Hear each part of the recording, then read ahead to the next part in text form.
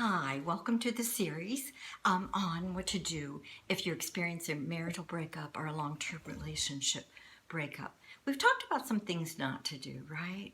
Don't seem desperate. Don't take all of the blame or own all of the problems in the relationship.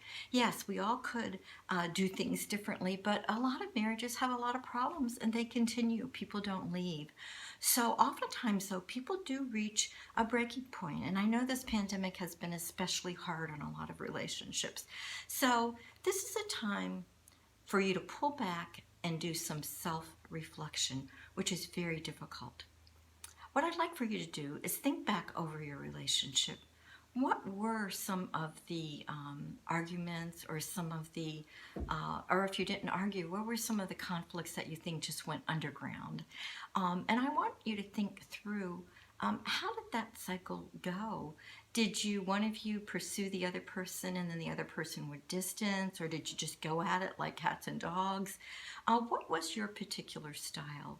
So one of the things is once you know what your style was, and it could be, like I said, one of you would want to talk and keep pursuing and the other person would just isolate and pull away and felt like you just didn't respect their boundaries or their space that they were trying to set, or that they just didn't necessarily place a lot of emphasis on feeling and talking, so they felt pushed away by your attempts.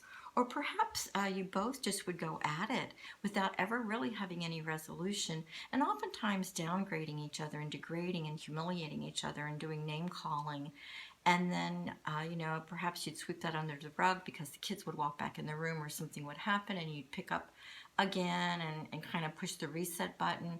But those cycles between the fighting maybe became more frequent.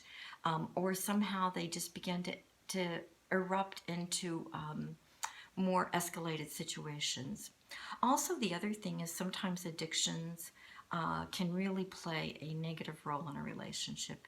If you or your spouse are currently experiencing addictive behaviors such as pornography, alcoholism, drug abuse, it's definitely time to pull back and get professional help if that's going on.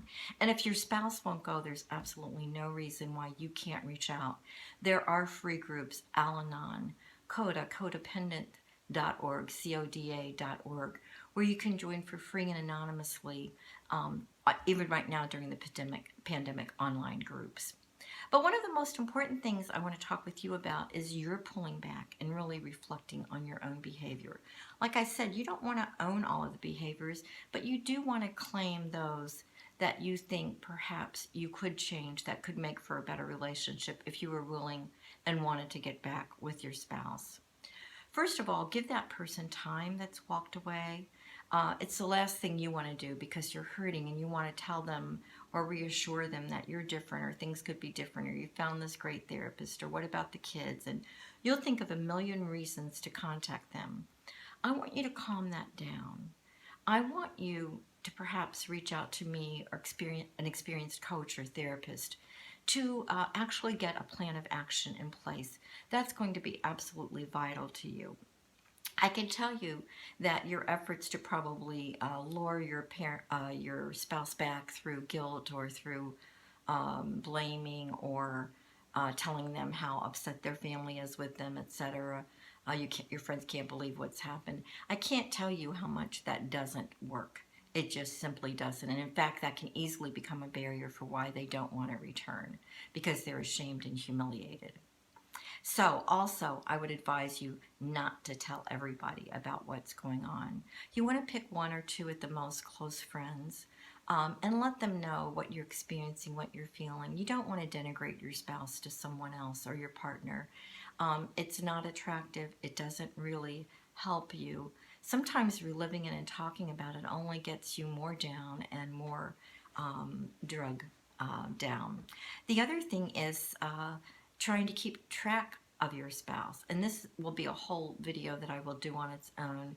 You may find yourself obsessing about where they are, what are they doing, who are they with, what are they thinking. It doesn't help you to go around kind of snooping or looking.